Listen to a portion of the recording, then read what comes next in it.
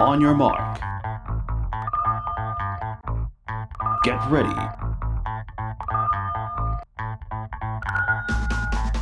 It's time to go the distance. For sports news and sports review, get ready. It's The Pitch.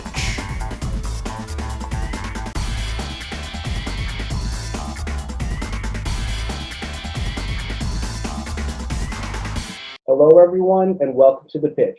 As always, I'm your host, John Fox. We have Mitch Sabbatelli, our analyst, on standby right now, ready to dive into this episode. But before we do, I just want to say a few things. I hope everybody out there is doing well right now. Hope everybody's staying safe, staying at home to prevent the coronavirus from further spreading. We're going to dive into today's episode. Today, if the MLB regular season was active, the Red Sox would have their first game today. It would be opening day.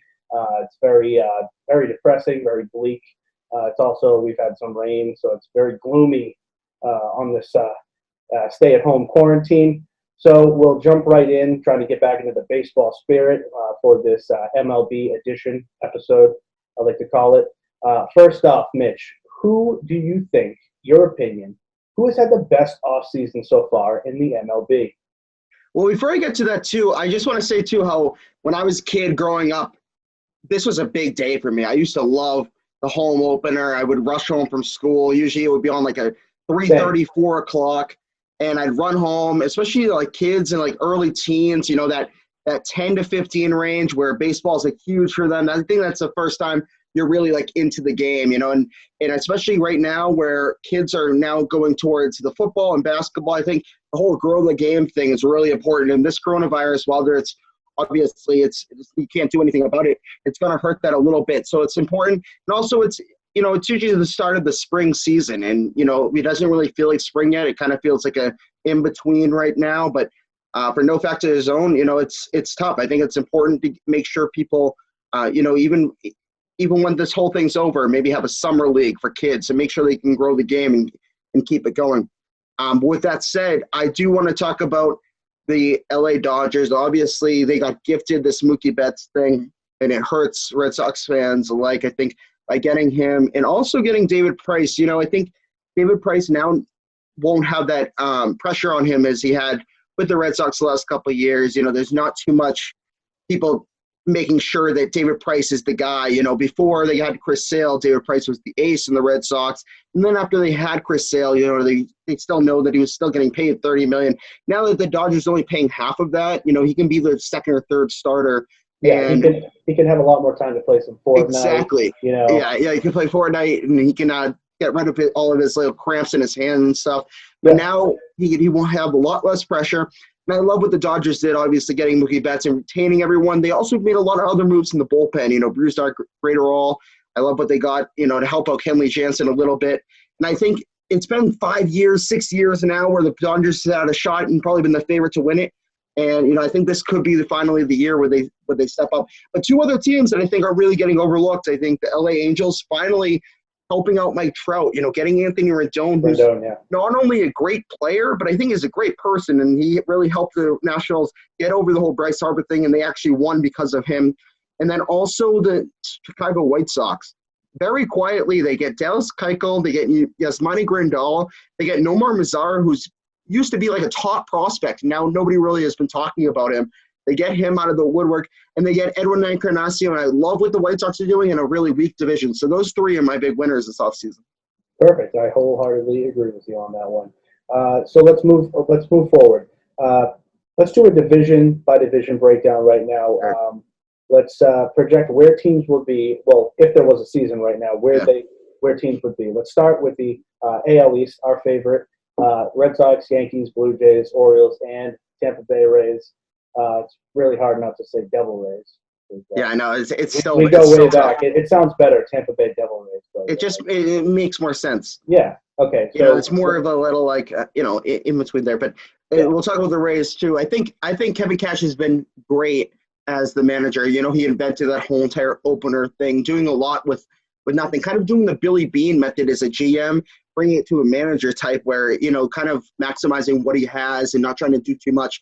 I think they've been excellent organization with him, and I think a lot of teams overlooked him getting that manager job, and that he should have had a little bit more of a demand.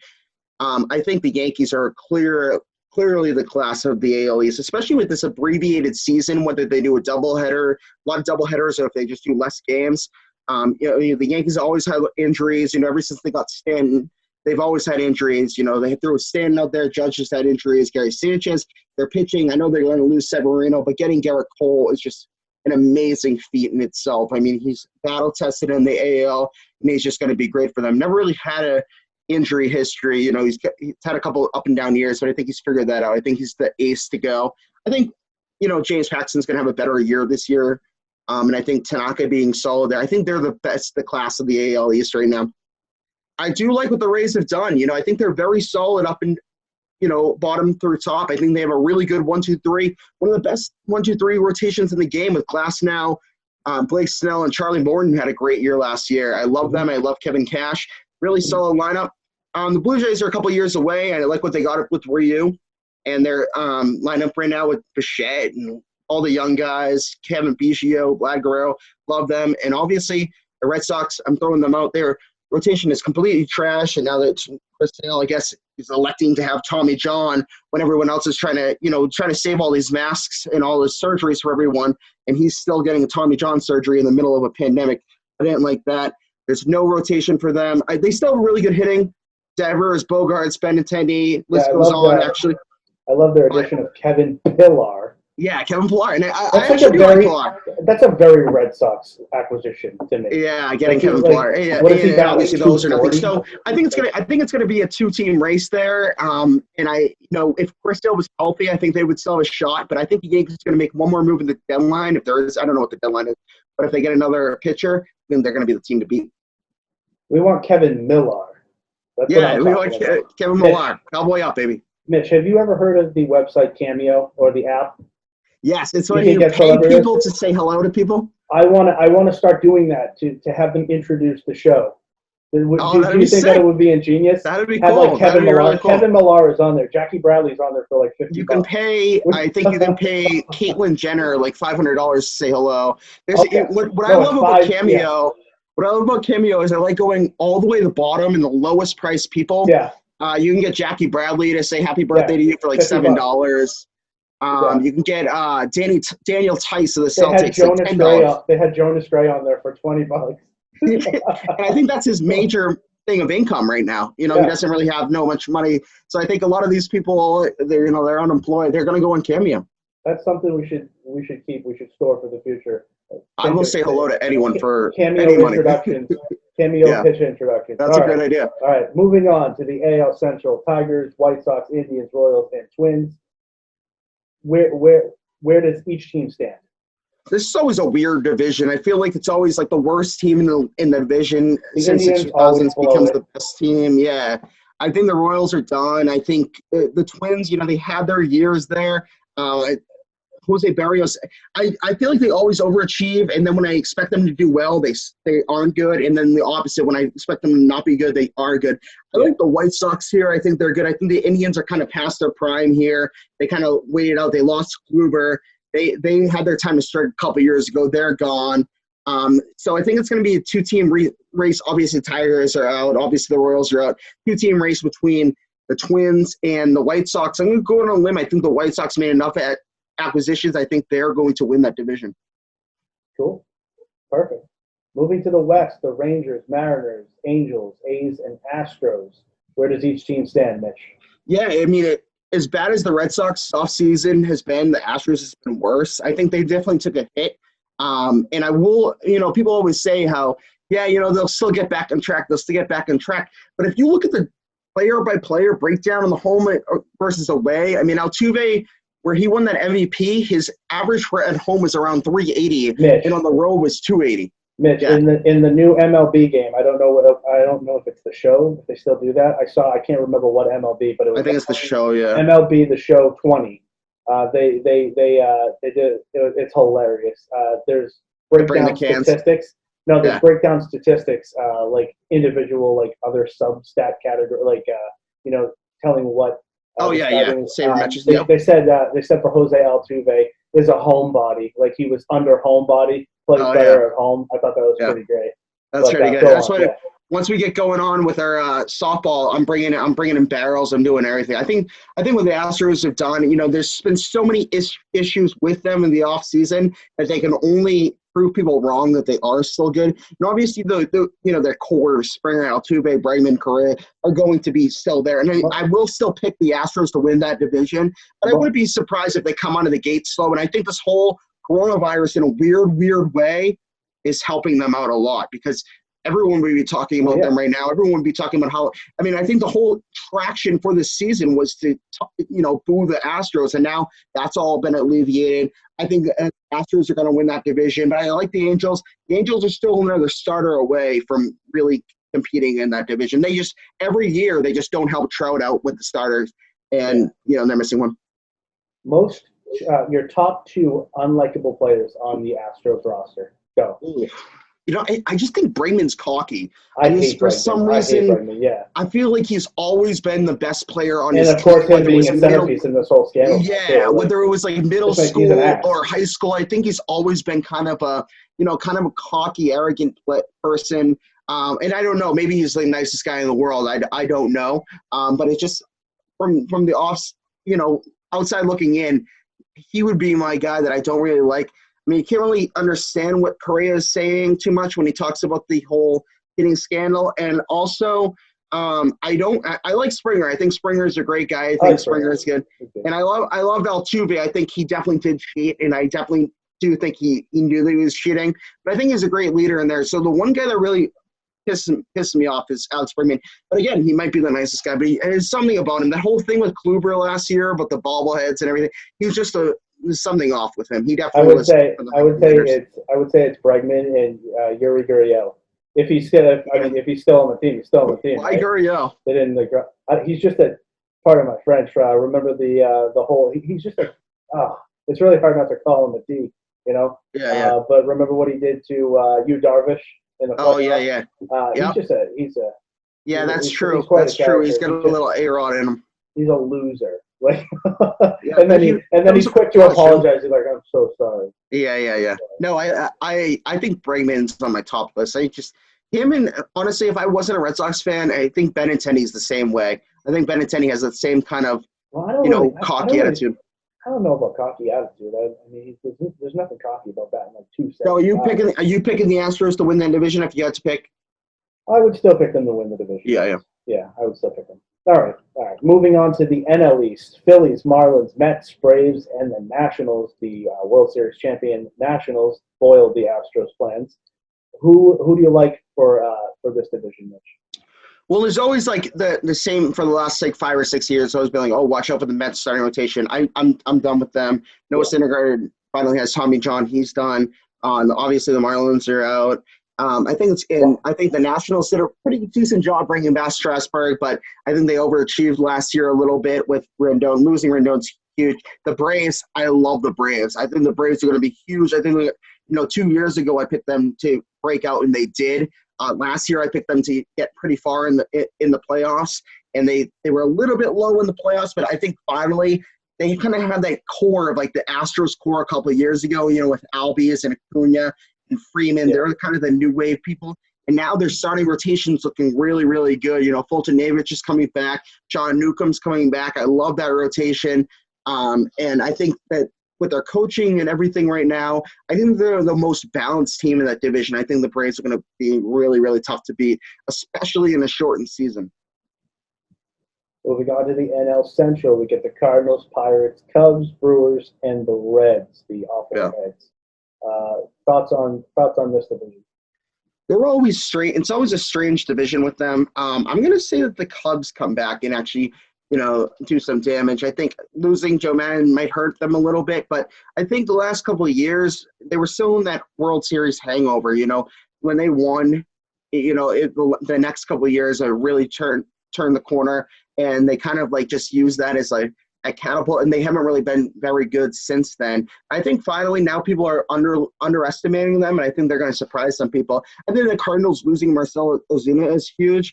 I think with the Cubs, they still have a decent rotation there, and then their lineup with, obviously Bryant and Rizzo, Wilson Contreras, who's still, I guess, working on really, really hard right now during the coronavirus thing. I like that team.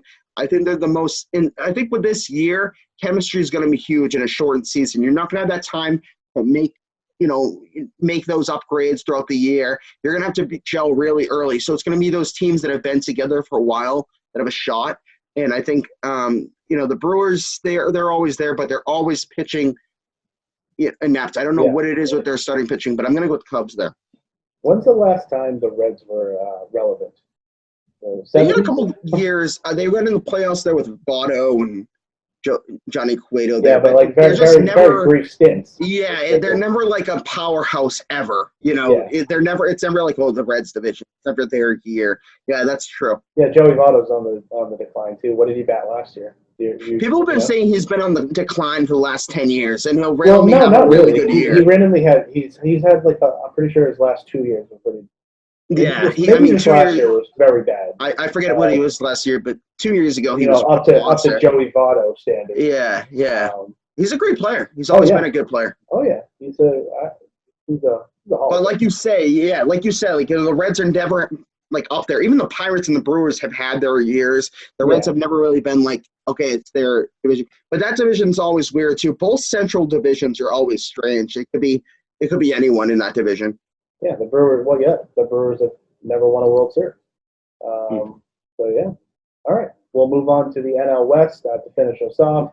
Colorado Rockies, Diamondbacks, Dodgers, Padres, and Giants. What's your take on this division? I think this is one of the most exciting divisions of baseball. I think obviously the Dodgers are the class. I think they're the front runner, maybe not even in the division, but in the entire MLB. But I love what the Padres have done very silently. They've added a lot of guys of free agents in free agency last couple of years, really core veteran guys like a Hosmer, a type of leader type player. But their rookies and their influx of prospects have been incredible. And, now with Chris Paddock being out there as their starter, 1 year removed from being really good, I love the Padres. The Giants are just bland. They're like the most vanilla team I've ever seen. They're always just – ever since they had that little run there with – I wish they were back in it because when they're back – when they're competing against the Dodgers, that's great. That's great baseball. It is, So it sucks not seeing them, up to their standards of the late 2000s, early, before we. When was their last World Series win? 2012. No, they won all of the even years. It was 2010, 2012, and 2014. Yeah. Oh, they 2014. But 2014. Okay. Yeah. Right, but it's like even those years they were so good, but they were a little overachieving and they were a little lucky, and they had a couple years where they really relied on Matt Cain and also Madison Bumgarner. But I think with the Giants, I think they're going to fade a little bit. They just, for some reason, they are always old. They never have like really good prospects come in. They never really make that big signing. They kind of rely on what they have always, and they kind of get a bunch of veterans. I don't like them. The Rockies are faded. They're terrible. But so I think it's going to be a 2-team division race. And Diamondbacks are always pretty decent there, especially, now when they have a couple bumpers in the middle there. But I will say that it's the Dodgers. Dodgers have won the last 6 years. They're going to do it again. And I think the Padres do make the playoffs, though. Yeah, they have like a video game roster at this point. It's nuts. That lineup.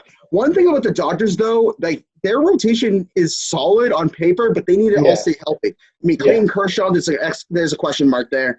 David Price, question mark. They lost Ryu, which is huge. And then they have that guy, Dustin May is hurt. That Urias guy with the weird I don't know what's going on with him. He's always some kind of issue with him. And then they have Walker Buehler, who I love. And then how's their bullpen? I mean, other than it's great. Their bullpen's amazing. But their whole team relies on Kershaw and Price staying healthy, because even that lineup, I mean, some of their guys on their bench are better than a lot of teams' starting lineup. I mean, you go down the line, and even this guy, Gavin Lux, is going to be really good. They wouldn't even include him in the Red Sox deal for Mookie Betts. They're just getting Mookie Betts basically for nothing on a team that already had the best lineup. It's going to be really, really exciting to see that team in action. And I think Betts, people say that Betts is going to do well in LA. He's going to do very good. He's going to crush it in LA if there's a season. But moving on, if there is a season, like I just said, Who do you think would win it all this year? Who do you like for the World Series, even if it's a condensed season? Let's just say for the hell of it, 100 games. Yeah, I think two things is going to be huge. I think the chemistry in the lineup and the shortened season is going to be huge. So the teams that have, that chemistry going in, I think I'm going to go with the Braves. I think it's their finally time to break out here, and then the Yankees. Now, I've never picked the Yankees to represent the AL since I've been a Red Sox fan, but I just can't look past how good they are. And I think the signing with Garrett Cole finally being the kind of stabilizer. People are looking past James Paxton. I think he had a tough go from Seattle. Garrett Cole currently gets 100% in the ranking in MLB because you can't even distract him when you flash him. Yeah, it's true. You can throw booms or whatever you want to do. That's some concentration right there. So no, I agree with Garrett Cole. I think I'm going to go with the Yankees and the Braves. I think they're the most balanced, and I think the Yankees, if they need another pitcher, they can get one with their prospects. That lineup's just filthy. I mean, you look at that lineup; it's one of their best lineups since '09. I think it's their best lineup since '09. I think the Braves are really, really solid. There's nobody really sticks out to me other than the Dodgers in the NL. And the Dodgers always fade, so I just can't pick them to win a World Series. Maybe they get there, but they're not going to win it. The Atlanta Braves are going to beat the Dodgers in the NL Championship Series. So you think this is the Yankees' best lineup since they won it last? Since '09, yeah. What was their lineup? What was their lineup in '09? Refresh my memory. It was great. It was. If I recall, was it? Go ahead. It was Damon, Jeter, Teixeira, A-Rod. Matsui was still there. Yeah. They were loaded top to bottom. I think half of the team was really old. I mean, but they were still solid. If you go back to their own 19, felt like it was a crappy World Series, to be honest. Yankees. Yeah, I mean that was when A-Rod was right in the midst of his steroid use. I think Jeter was still solid then. Teixeira was great. Came up clutch right there. Yeah. No, that was big for them. And then their pitching was solid there too. CC was in his prime. You had players. Brett Gardner just started being really good. I really like them. I know I'm missing a couple of guys there, but their outfield was great. And they were just solid. You go back and look at that lineup; it's really good. Yeah. All right. Well, we've pretty much covered everything that we wanted to talk about. Is there anything else that you would like to chime in about? Yeah, I think I love what I just want to mention. I love what Robert Kraft's doing with giving all those masks out. That was really cool. And I think what everyone's doing right now, it's tough and it's weird, but you can get through it. It's really weird. It's we haven't seen anybody for like 2 and a half people weeks. are reading books. People are reading books. Yeah. So Reading Rainbow is back on TV. Yeah. It's on YouTube. I mean, I'm watching like sports. I'm watching other sports players play PlayStation and Xbox. That's how bad this is. It's really weird. Yeah, they're doing charity giveaways. Like Kevin Durant, who has Gordon Hayward. Gordon Hayward versus David Price. Yeah, it's we're social distancing right now. My girlfriend and I, we're just driving around to get out of the house like every day. Yeah, an hour maybe, if even that. It's just weird. It's like ghost towns you just all gotta around. get. I've never seen so many cars inside. At people's actual parking driveways. I went to a grocery store and asked for hand sanitizer, and it was kind of like asking for a Turbo Man on Christmas. It was like a big. I got laughed at. It was pretty bad. It was tough. The mailman's I saw one lady. This is a quick anecdote. I saw one lady. This actually happened. She had a carriage of 2 liters of Diet Coke and 7 boxes of Devil Dogs, and she had her son with her, and her son came over. And he wanted to buy some fruit gushers. You're not going to. No. She said no. We only want the essentials. And that was it. Just 2-liter Diet Coke and Devil Dogs. Those were the essentials for that lady. It's a very weird time. You're not going to die from COVID-19. You're going to die from a massive coronary. Yeah. With Devil Dogs and cola. Either way. All right. Well, before we close out the show, I have a question for you. Ready? Favorite MLB video game of all time? Go. Ooh. You're probably I got 2. I think my number 1 I think my number one, I think the best ever made game was MVP Baseball with Albert Pujols 2004. I think that was the best controls. I think it was really good. Great soundtrack in that game. Very easy. It was like there's something about MLB The Show where it's kind of like it's not an easy flow. I don't know what it is. It's you can't like you're not as in tune with the controls as you were with MVP. I think MVP was great. The last MLB that I had was MLB 15 with Puig. Like you really don't need another one. You really don't need to keep upping. Like it's the same graphics pretty much. They're not like my mother. Like when I used to play at my house, she would be like, "Is this a real game?" Like from far away. That's how good the graphics. Yeah, right. It looked pretty. It looked pretty cool. I found myself. I just bought it. I don't play video games ever, but I was so bored. I just bought an Xbox 360 and I had to play it just to do something, you know. So I'm playing all my old games and stuff. Yeah. I think my other big game is Slugfest with Jim Edmonds on the cover. I love Slugfest. Yeah, that was so cool. It was kind of like a combination of like, you know, I guess I get fighting and baseball, and it was just a great combination. You can use all cheat codes and everything. I love that game. Mine would probably it'd have to be MVP Baseball 2005 with Manny Ramirez on the cover. That's just like that's like my prime of just playing so many video games. I thought the controls were awesome for that, and I love my classic David Freese filling in for Kevin Millar and John Dowd for Barry Bonds. Yeah, the Fields, it's really nostalgic. Same thing. Bill Belichick was never on Madden. Any coach, yeah. I think anyone between 2003. Sorry, I just wiped my eye.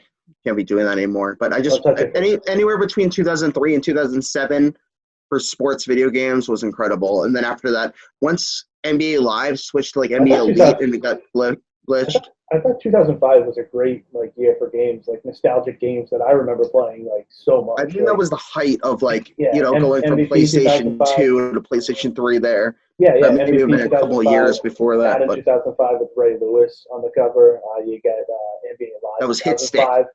NBA Live 2005 with Melo. Oh, with Carmelo. That's excellent ridiculous. game. Yeah. Who was on the cover of NHL 2005? Vincent LeCavalier. The LeCav. Yeah, that's crazy. The memory over there. But yeah. All right. Well, taking a trip down memory lane there for video games to close us out of this MLB edition. A great episode of The Pitch, Mitch. No rhyme scheme intended there. Just came out. So everybody, be safe out there. Once again, be quarantining, be social distancing. Don't go out in the group. Don't go to the beach. It's March. It's crappy weather. Don't do that. They're shutting down beaches now. Yeah. Oh, yeah. But yeah. Why would you go to the beach in New England in March? Yeah, I know. It's 40 degrees. People are doing it. Why would you go to any beach in New England? Yeah. I love Revere Beach. Oh, my God. Yeah. All right. That's great. All right. Well, until next time, everyone, you're watching The Pitch. Stay safe. Be sure to follow us on everything, Facebook, YouTube, Twitter. Have a good one, guys.